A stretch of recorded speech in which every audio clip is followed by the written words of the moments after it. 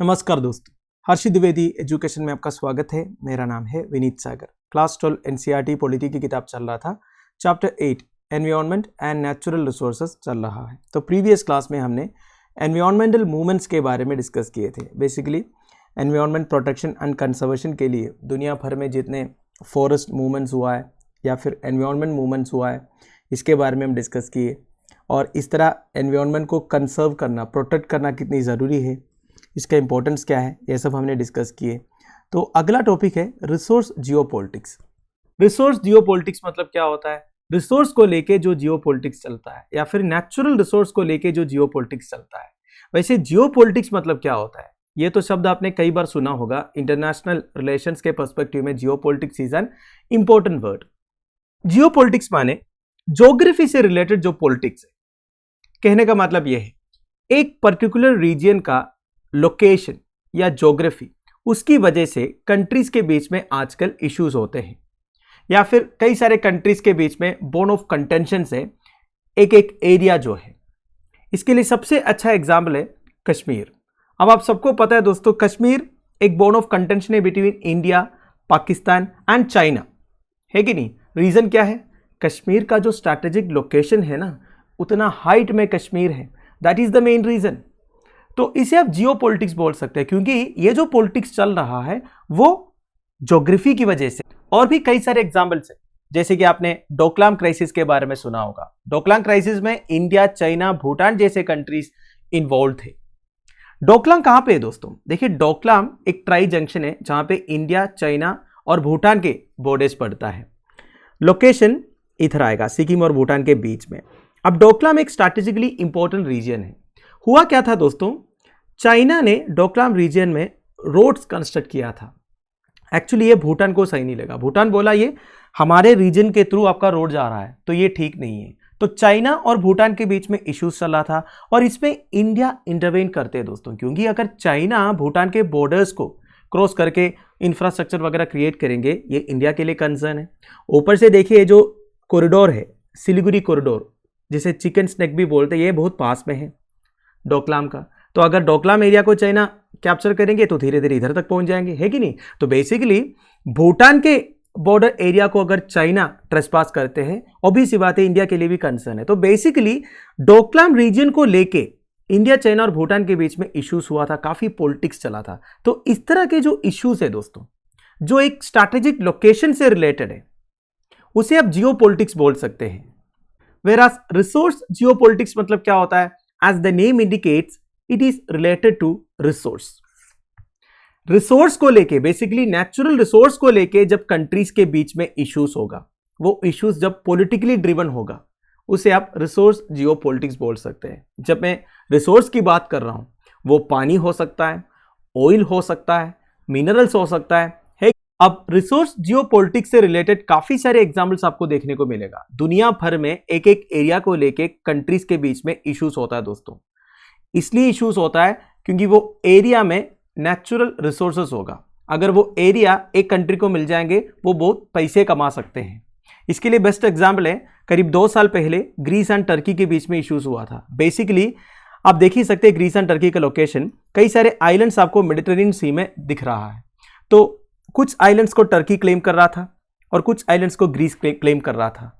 Reason being, उन islands में या फिर आसपास में हाइड्रोकार्बन रिसोर्सेज बहुत था, तो उसका ओनरशिप मिलने से फायदा तो होगा, दोनों कंट्रीज को फायदा होगा, है कि नहीं? तो इसलिए दोनों कंट्रीज के बीच में इश्यूज चल रहा है। और इंडस रिवर के पानी को लेके इंडिया और पाकिस्तान के बीच में कभी कभी इश्यूज होता है कि नहीं? तो ये सब रिसोर्स से रिलेटेड है। जब ये इश्यूज पॉलिटिकली ड्रिवन होता है, उसे आप रिसोर्स जियोपॉलिटिक्स बोल सकते हैं। हिस्ट्री अगर आप चेक करोगे तो यूरोपियन पावर्स अपने एरिया को एक्सपांड क्यों किए थे? यही रीजन था, रिसोर्सेस के लिए। वो एक एक कंट्री को अपना कॉलोनी क्यों बनाते थे?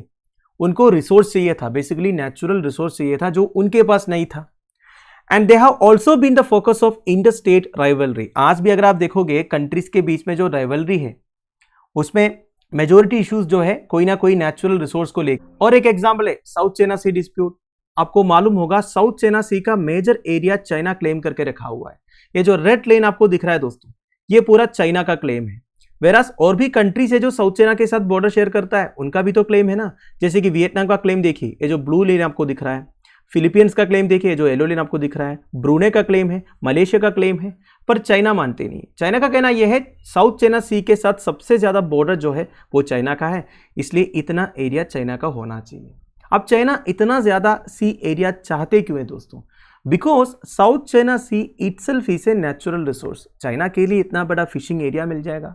अब फिशिंग सेक्टर भी एक रेवेन्यू जनरेटिंग सेक्टर है ना, तो चाइना को फायदा होगा। एट द सेम टाइम बाकी सारे कंट्रीज भी यही चाहते हैं। अब देखिए, अगर आपके पास एक बहुत बड़ा एरिया है सी का, तो उधर का मिनरल एक्सप्लोरेशन आप कर सकते हैं। सबसे मेन तो फिशिंग है, इसके अलावा भी काफी सारे रेवेन्यू जनरेटिंग थिंग्स हैं, ठीक है, जिससे एक कंट्री को फायदा मिल सकता है। तो बेसिकली ये रिसोर्स को लेके इधर भी पॉलिटिक्स चल रहा है कि नहीं, इन सारे कंट्रीज के बीच में। So resource geopolitics have also been the focus of inter state rivalry. तो कंट्रीज के बीच में इश्यू होने का one of the main reason रहा है रिसोर्स जियोपॉलिटिक्स, ठीक है। अलग अलग एग्जांपल्स मैंने आपको बता दिया। Now Western geopolitical thinking about resources has been dominated by the relationship of trade, war, and power, at the core of which were overseas resources and maritime navigation. इधर क्या बताया जा रहा है दोस्तों? देखिए, अगर आप हिस्ट्री चेक करोगे तो आपको पता चलेगा ये जो वेस्टर्न कंट्रीज रहा है वो रिसोर्सेज के पीछे क्यों भागा था? क्योंकि पुराने जमाने में जो ट्रेड वगैरह होता था ना, वो सी के थ्रू होता था। उस टाइम पर हवाई जहाज तो नहीं था ना, तो एक तो शिप बनाने के लिए टिम्बर चाहिए, है कि नहीं, लकड़ी चाहिए ना। अब टिम्बर बनाने लायक लकड़ी वगैरह यूरोपियन कंट्रीज में उतना नहीं था, तो उसके लिए वो एशियन कंट्रीज, अफ्रीकन कंट्रीज में पहुंचते थे। तो ऐसे जाके पूछने से कोई कंट्री नहीं देगा ना, तो सबसे पहले उन्हें वो कॉलोनाइज करते थे मिलिट्री पावर यूज करके, है कि नहीं। तो बेसिकली उनका एक्सपेंशन के लिए रिसोर्सेस की अवेलेबिलिटी बहुत जरूरी था। अब ये जो शिप्स है ये केवल ट्रेडिंग के लिए नहीं, वार के लिए भी तो यूज होता था। जैसे कि आपने वो मूवी सीरीज देखा होगा पायरेट्स ऑफ द कैरिबियन सी, उसमें दिखाते हैं ना बड़े बड़े शिप्स। अब ये शिप्स वगैरह बनाने के लिए टिम्बर भी तो चाहिए। वही बात मैंने आपको पहले बताया, हर एक पर्पस के लिए उन्हें नेचुरल रिसोर्सेज की जरूरत थी। तो पुराने जमाने में वेस्टर्न पावर्स अपना पावर को एक्सपैंड करने का one of the main reason ये था नेचुरल रिसोर्सेज, या फिर आप बोल सकते हैं resource geopolitics. And the critical importance of ensuring uninterrupted supply of strategic resources, in particular oil, was well established both during the First World War and Second World War. देखिए, one of the important strategic resource की बात हो रही है। आज का resource geopolitics का सबसे major factor that is oil. First world war and second world war के टाइम पर वेस्टर्न कंट्रीज को यह पता चला uninterrupted supply of strategic resources चाहिए, तब जाके हम सर्वाइव कर पाएंगे। बेस्ट एग्जाम्पल है ऑयल। अब ऑयल हर एक चीज के लिए चाहिए ना, आपकी गाड़ी चलाने के लिए चाहिए, आपकी जो शिप्स है वो चलाने के लिए चाहिए। तो ये एक स्ट्रैटेजिक रिसोर्स है। अब ये स्ट्रैटेजिक रिसोर्स अगर एक कंट्री के पास नहीं है तो वो आगे नहीं बढ़ पाएंगे। तो वेस्टर्न कंट्रीज एक्सपैंड करने का one of the main reason ये भी था स्ट्रैटेजिक रिसोर्सेस का कब्जा करना। So throughout the Cold War, the industrialized countries of the North adopted a number of methods to ensure a steady flow of resources. क्या बताया जा रहा है? देखिए, मैंने आपको बोला first world war and second world war में जितने कंट्रीज इन्वॉल्व थे उन्हें यह पता चला ऑयल का अनइंटरप्टेड सप्लाई कितनी जरूरी है। अगर ऑयल नहीं मिलेगा तो कुछ भी नहीं चलेगा, है कि नहीं। तो first world war and second world war के बाद जब कोल्ड वॉर शुरू हो गया, कोल्ड वॉर में क्या हो रहा था, बेसिकली यूएसए और यूएसएसआर जो दो सुपर पावर्स थे उनकी राइवलरी चल रही थी और उनके पीछे कई सारे कंट्रीज जुड़ गए थे, है कि नहीं। तो कोल्ड वॉर का इंपैक्ट पूरी दुनिया में था, फिर भी सबसे इंटेंस कहां पे था, यूरोप में था। ये बात आपको मालूम है दोस्तों। तो देखिए, यूरोप में या फिर नॉर्थ ईस्ट साइड में जितने इंडस्ट्रियलिस्ट कंट्रीज थे ना, उन्हें यह पता चल ही गया था कि स्ट्रैटेजिक रिसोर्सेज का अनइंटरप्टेड सप्लाई या फिर स्टेडी सप्लाई बहुत जरूरी है। तो उन्होंने क्या किया, अलग अलग मेथड्स अडॉप्ट करने लग गया, बेसिकली ये steady supply of strategic resources ensure करने के लिए। मतलब देखिए दोस्तों, जब तक स्ट्रैटेजिक रिसोर्सेज का अनइंटरप्टेड सप्लाई इंश्योर नहीं करेंगे तब तक डेवलपमेंट नहीं हो पाएगा। यह बात क्लियरली पता चल गया था इंडस्ट्रियलिस्ट कंट्रीज को। तो उन्होंने क्या करना शुरू किया, स्ट्रैटेजिक रिसोर्सेज का सप्लाई इंश्योर करना शुरू किया। उसके लिए इन्होंने अलग अलग स्टेप्स लिए, जैसे कि deployment of military forces near exploitation sites. जितने एक्सप्लॉयटेशन साइट्स है, चाहे वो ऑयल हो या फिर कोई स्ट्रैटेजिक मिनरल्स हो, उन एक्सप्लॉयटेशन साइट्स के पास में उन्होंने मिलिट्री फोर्सेस को डिप्लॉय किया।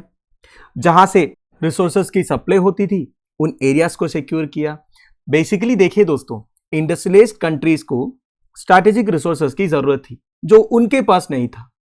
तो उन्होंने क्या किया, जिन कंट्रीज के पास ये स्ट्रैटेजिक रिसोर्सेज है, जैसे कि for example middle eastern countries जिनके पास ऑयल है, या फिर ऐसे कुछ कंट्रीज जिनके पास और स्ट्रैटेजिक मिनरल्स है like radio active minerals etcetera, क्योंकि उस टाइम पर न्यूक्लियर वेपन्स भी बनाना शुरू किया था, है कि नहीं। तो उन्होंने क्या किया, उन कंट्रीज में अपने मिलिट्री फोर्सेस को उतारा। उन कंट्रीज के जो एक्सप्लॉइटेशन साइट्स है जहां से मिनरल एक्सप्लोरेशन या ऑयल एक्सप्लोरेशन वगैरह हो रहा है, उधर अपने मिलिट्री फोर्सेस को उतारा। किस लिए? ये इंश्योर करने के लिए ये जो स्ट्रैटेजिक रिसोर्सेज है उन्हें मिल जाए। इसके लिए एक बेस्ट एग्जांपल है गल्फ वॉर। गल्फ वॉर के बारे में हम डिटेल में डिस्कस किए थे प्रीवियस क्लासेस में। हुआ क्या था, Iraq under the leadership of Saddam Hussain Kuwait को इन्वेड किया था। कुवैत एक छोटा सा कंट्री है। उस वक्त United States of America under है यूएन मैंडेट कुवैत पहुंच गया था। बेसिकली उन्होंने कुवैत को हेल्प किया इराकी फोर्सेस को उधर से बाहर निकालने के लिए। पर देखिए इधर यूएसए का और एक हिडन इंटेंशन था, क्योंकि देखिए यूएसए को स्ट्रैटेजिक रिसोर्सेज की जरूरत थी, बेसिकली ऑयल की जरूरत थी, ठीक है। और ऑयल कुवैत में प्लेंटी अवेलेबल है। बेसिकली मिडिल ईस्ट में ऑयल बहुत अवेलेबल है, ये बात आपको मालूम है दोस्तों। तो कुवैत को मदद करेंगे तो ऑब्वियस सी बात है कुवैत और यूएस के बीच में रिलेशंस अच्छा होगा, है कि नहीं। और यूएस के ऊपर एक डोमिनेशन भी बैठ जाएगा। तो यूएसए एक्चुअली कुवैत का ऑयल के लिए उधर पहुंच गया था करके भी एक रूमर। और देखिए the efforts to prop up friendly governments in producing countries as well as support to multinational companies and favourable international agreements. ये क्या बताया जा रहा है, देखिए इंडस्ट्रियलिस्ट कंट्रीज ने क्या किया, एक तो उनके पास मिलिट्री पावर था, पैसे भी था, तो उन्होंने जो ऑयल प्रोड्यूसिंग कंट्रीज है या फिर मिनरल प्रोड्यूसिंग कंट्रीज है उनके साथ दोस्ती बनाया। दोस्ती नहीं बोल सकता, एक टाइम का उन्हें गुलाम बनाया। और उधर ऐसे गवर्नमेंट्स को उन्होंने सेटअप किया जो उनसे फ्रेंडली है। समझ रहे हो आप? मतलब देखिए दोस्तों, सिंपल सा लॉजिक है। सबसे पहले एक कंट्री के ऊपर इन्वेड करेंगे, मिलिट्री फोर्सेस उतारेंगे, उधर पूरा गदर मचाएंगे। कुछ साल के बाद उधर एक गवर्नमेंट सेटअप करने के लिए उन्हें मदद करेंगे और ऐसे गवर्नमेंट उधर सेटअप करवाएंगे जो उनसे फ्रेंडली हो। फॉर एग्जाम्पल यूएस अफगानिस्तान को इन्वेड किया था, ठीक है। अब अफगानिस्तान में पूरा गदर हो गया, ठीक है। इसके बाद यूएस ने उधर एक गवर्नमेंट सेटअप किया। अब वो गवर्नमेंट ऑब्वियस ही बात है यूएस के साथ फ्रेंडली रहेंगे, है कि नहीं। मैंने बस एक एग्जाम्पल दिया आपको, इस तरह के कई सारे एग्जाम्पल्स मैं बता सकता हूं वैसे।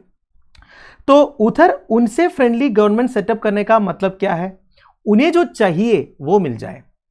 समझ रहे हो ना। तो इसके बाद वो कई सारे इंटरनेशनल बाइलैटरल एग्रीमेंट्स वगैरह साइन करवाएंगे, मल्टीनेशनल कंपनीज को इधर इन्वॉल्व करवाएंगे ताकि उन्हें जो चाहिए वो सब कुछ मिल जाए। तो इस तरह के अलग अलग मेथड्स इंडस्ट्रियलिस्ट कंट्रीज ने या फिर जो अमीर कंट्रीज थे उन्होंने यूज किया है स्ट्रैटेजिक रिसोर्सेज की सप्लाई इंश्योर करने के लिए, ठीक है। So the traditional Western strategic thinking remained concerned with access to supplies which might be threatened by the Soviet Union। क्या बताया जा रहा है, देखिए अगर आप वेस्टर्न कंट्रीज की स्ट्रैटेजी देखोगे उनका तो एक ही स्ट्रैटेजी रहा है कि कैसे भी करके जो सप्लाईज है ये जारी रखे। पर ऑब्वियस ही बात है दोस्तों, उस टाइम पे कोल्ड वॉर चल रहा था तो सोवियत यूनियन की तरफ से थ्रेट भी हुआ होगा। And a particular concern was Western control of oil in Gulf and strategic minerals in the Southern and Central Africa। तो देखिए वेस्टर्न कंट्रीज के लिए एक मेन कंसर्न यह था कि गल्फ रीजियन में और southern and central Africa region में ऑयल एंड स्ट्रैटेजिक मिनरल्स का कंट्रोल करना ताकि उन्हें सप्लाई मिल जाए ठीक से। पर जो भी है, जैसे कोल्ड वॉर खत्म हुआ, सोवियत यूनियन का डिसइंटीग्रेशन हुआ, तब तो सिचुएशन पूरा बदल गया। आज के हिसाब से अगर आप देखोगे जितने नॉन ऑयल प्रोड्यूसिंग कंट्रीज है उनके लिए सबसे बड़ा कंसर्न ये है किस तरह ऑयल की जो सप्लाई है वो जारी रखे, किस तरह स्ट्रैटेजिक रिसोर्सेज की जो सप्लाई है वो जारी रखे। क्योंकि देखा जाएगा तो आजकल जो ऑयल प्रोड्यूसिंग कंट्रीज है वो काफ़ी स्ट्रॉन्ग है। उन्होंने अपना एक कार्टेल बना के रखा हुआ है, जैसे कि आपने ओपेक के बारे में सुना होगा, organisation of petroleum exporting countries वगैरह। और आज की डेट में oil continues to be the most important resource in global strategy. देखिए आज ऑयल का इंपॉर्टेंस क्या है ये मुझे आपको बताने की जरूरत नहीं है। रिसोर्स जियोपॉलिटिक्स का मेन कंपोनेंट है दोस्तों ऑयल जो है। ऑयल के साथ साथ और एक कंपोनेंट है वो है वाटर। वाटर शेयरिंग को लेके भी आजकल बहुत सारे इश्यूज चलता है कंट्रीज के।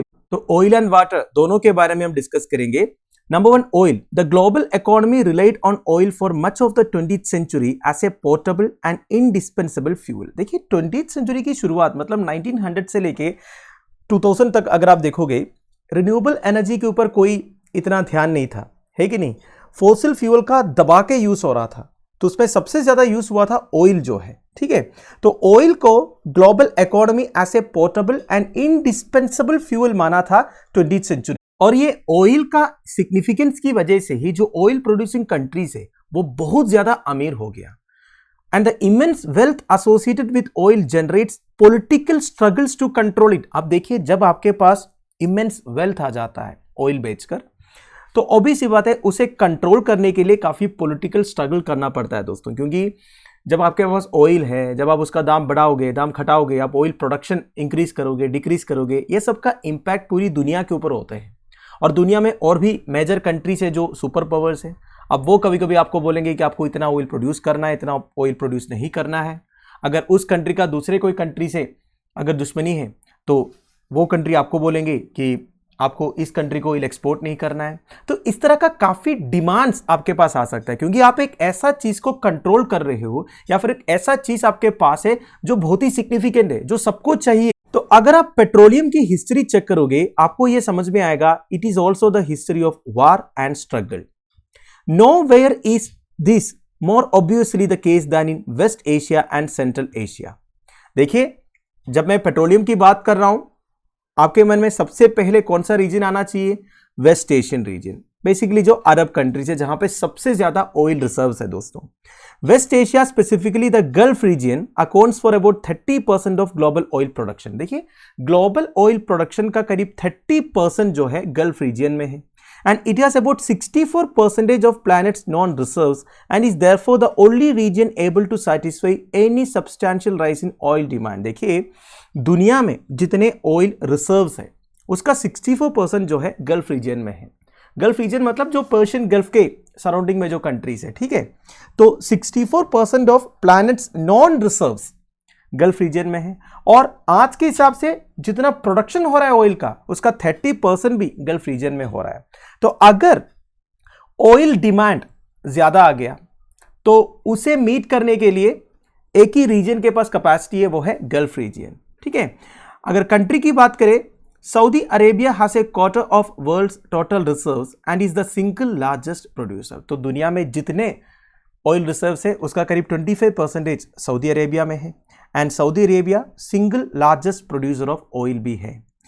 सेकेंड है Iraq. Iraq's non-reserves are second only to Saudi Arabia, and since substantial portions of Iraqi territory are yet to be fully explored, there is a fair chance that actual reserves might be far larger। अब देखिए, ये भी बात important है।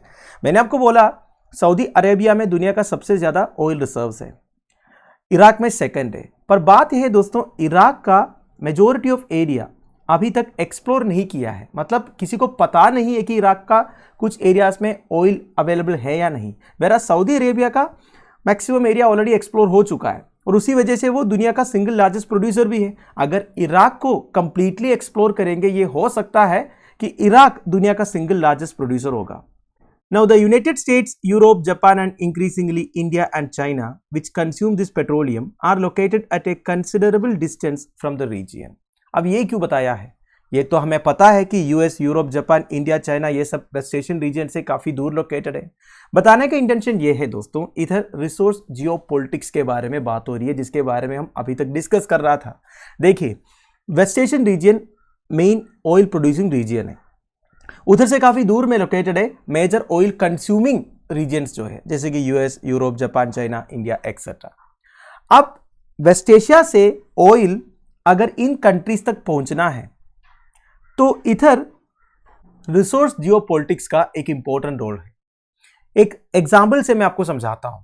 अब Russia Ukraine इन्वेशन हुआ, Russia के ऊपर सारे western countries including United States of America sanctions impose किया और बाकी सारे कंट्रीज को बोला कि रशिया से आपको ऑयल नहीं खरीदना है, क्योंकि आप रशिया से अगर ऑयल खरीदोगे रशिया को पैसे मिल जाएगा, वो पैसे रशिया यूक्रेन को इन्वेड करने के लिए यूज करेंगे। पर इंडिया ने ये माना नहीं, चाइना ने ये माना नहीं, वो तो रशिया से ऑयल अभी भी खरीद रहा है। इंडिया का जस्टिफिकेशन है हमें कम प्राइस में ऑयल मिल रहा है, ठीक है। तो इसको लेके काफी इश्यूज हुआ था इंटरनेशनल अरीना में यही मैं आपको कहना चाह रहा हूं दोस्तों, एक रिसोर्स को लेके कितना पॉलिटिक्स चल रहा है। This is what is called as resource geopolitics. ऊपर से देखिए ओपेक कंट्रीज आजकल जो डिसीजन लेता है, ऑब्वियसली बात है वो ऑयल सप्लाई के ऊपर बहुत बड़ा इंपैक्ट क्रिएट करते हैं। Recently United States of America के president Joe Biden Saudi Arabia को ये बोला था कि आपको अपना ऑयल प्रोडक्शन को इंक्रीज करना पड़ेगा, है कि नहीं, पर उन्होंने इंक्रीज किया नहीं किया। तो बेसिकली इधर जियोपॉलिटिक्स का एक इंपॉर्टेंट रोल है।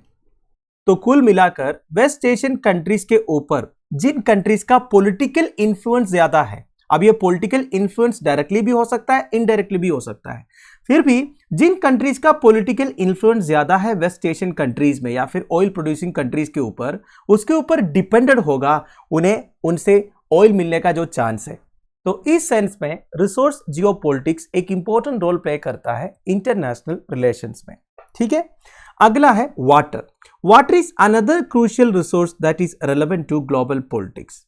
Regional variations and the increasing scarcity of fresh water in some parts of the world point to the possibility of disagreements over shared water resources as a leading source of conflicts in the 21st century। क्या बताया जा रहा है? देखिए आजकल देखा जाएगा तो काफी सारे कंट्रीज में पानी की कमी है, बेसिकली फ्रेश वाटर की अवेलेबिलिटी नहीं है। और फ्रेश वाटर का मेजर सोर्स क्या है? रिवर्स है। अब मेजोरिटी ऑफ रिवर्स जो है इस दुनिया में वो सारे ट्रांस रिवर्स है, मतलब एक कंट्री में ओरिजिनेट होता है और दूसरे कंट्री के थ्रू तीसरे कंट्री या चौथा कंट्री तक फ्लो करती है कि नहीं। तो इस तरह के रिवर्स होते हैं। तो ये रिवर्स का जो वाटर है उसके शेयरिंग को लेके कंट्रीज के बीच में काफी डिसएग्रीमेंट्स होते हैं दोस्तों। मतलब एक कंट्री हमेशा कंप्लेन करेंगे कि हमें पानी कम मिल रहा है, और कंप्लेन हमेशा उन कंट्री से आते हैं जो डाउन स्ट्रीम में है या फिर जो लोअर राइपेरियन कंट्रीज है। मतलब मान लीजिए एक रिवर जो 4 कंट्रीज के थ्रू फ्लो होता है, और 4 कंट्रीज का नाम है कंट्री ए, country B, country C, country D. ठीक है, अब ए से ओरिजिनेट होके बी में आता है, बी से फिर सी, सी से फिर डी, डी से सीधा ओशियन। ठीक है, अब देखिए अगर कंट्री ए डैम्स बनाएंगे, पानी को रोकेंगे, तो ऑब्वियस सी बात है कंट्री बी को कम पानी मिलेगा, और कंट्री बी भी अगर डैम्स बनाएंगे या फिर कुछ बैराज वगैरह बनाएंगे जिससे वो पानी को डाइवर्ट कर सकता है, तो ऑब्वियस सी बात है सी को कम पानी मिलेगा। अगर सी इस तरह करेंगे फिर डी को कम पानी मिलेगा।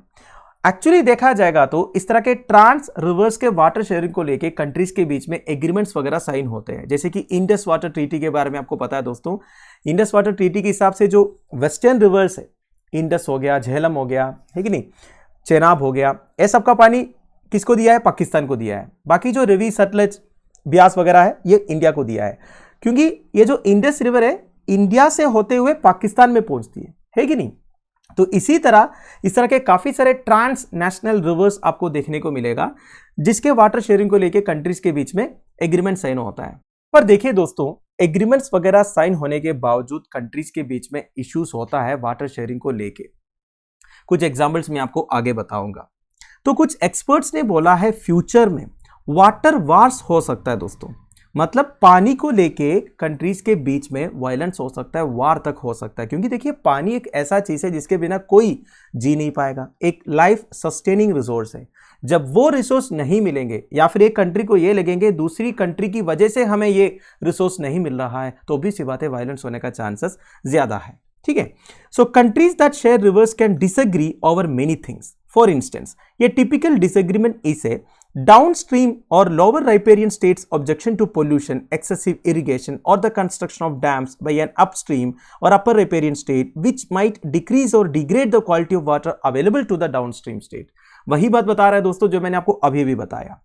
अपर रिपेरियन, लोअर रिपेरियन मतलब क्या होता है? अपर रिपेरियन मतलब जहां से पानी रिवर ओरिजिनेट हो रहा है, ठीक है। लोअर रिपेरियन मतलब वो रिवर उसके नीचे जितने कंट्रीज के थ्रू फ्लो हो रहा है। अब ये जो लोअर राइपेरियन कंट्रीज है वो हमेशा अपर राइपेरियन कंट्रीज को ब्लेम करते हैं कि आपकी वजह से हमें पानी कम मिल रहा है। जैसे कि मैंने आपको पहले बोला, अगर कंट्री ये डैम्स कंस्ट्रक्ट करेंगे या फिर पानी को डाइवर्ट करेंगे इरिगेशन पर्पसेस के लिए, तो भी सी बात है कंट्री बी को पानी कम मिलेगा, और बी ऐसे करेंगे तो सी को कम मिलेगा। और एक प्रॉब्लम है दोस्तों, अगर कंट्री ये पानी को पोल्यूट करता है, रिवर को पोल्यूट करता है, उसका इंपैक्ट किसको होगा? बी, सी एंड डी को होगा, और सबसे ज्यादा इंपैक्ट किसको होगा? डी को होगा। मतलब जितना भी वेस्ट है वो आखिर आना कहां पे है? डी में आना है। तो ये जो नीचे वाले लोअर राइपेरियन स्टेट्स है वो हमेशा अपर राइपेरियन स्टेट्स को ब्लेम करते हैं, एक तो पानी की अवेलेबिलिटी कम होने के लिए और पानी पोल्यूट होने के लिए, बेसिकली क्वालिटी ऑफ वाटर के लिए। States have used force to protect और सीज फ्रेश वाटर रिसोर्सेज। देखिए हिस्ट्री में ये देखने को मिला है, फ्रेश वाटर रिसोर्सेज को प्रोटेक्ट करने के लिए, ठीक है, या फिर सीज करने के लिए कुछ कंट्रीज ने फोर्स का भी इस्तेमाल किया है।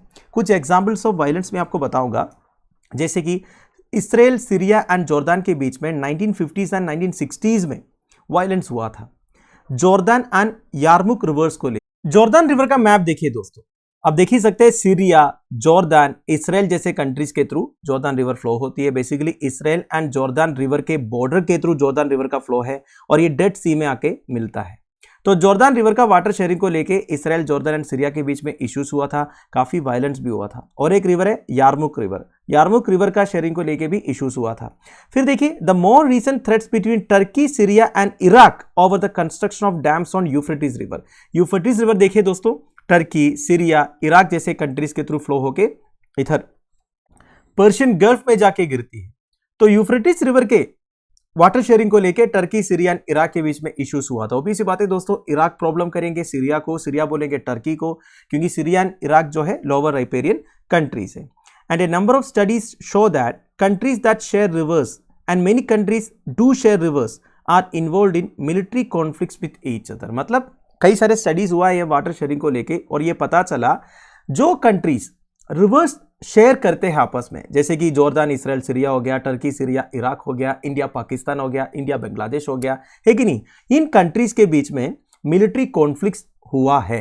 मतलब मिलिट्री कॉन्फ्लिक्ट्स होने का रीजन यही नहीं है, ये एक रीजन हो सकता है। तो दोस्तों दैट्स इट। तो ये रहा रिसोर्स जियोपॉलिटिक्स के बारे में। तो आई होप आपको क्लास इंफॉर्मेटिव लगा होगा। अभी के लिए इस क्लास को मैं फिनिश कर रहा हूं। अगले क्लास में हम इस चैप्टर का लास्ट टॉपिक डिस्कस करेंगे, the indigenous peoples and their rights. Till then bye bye, have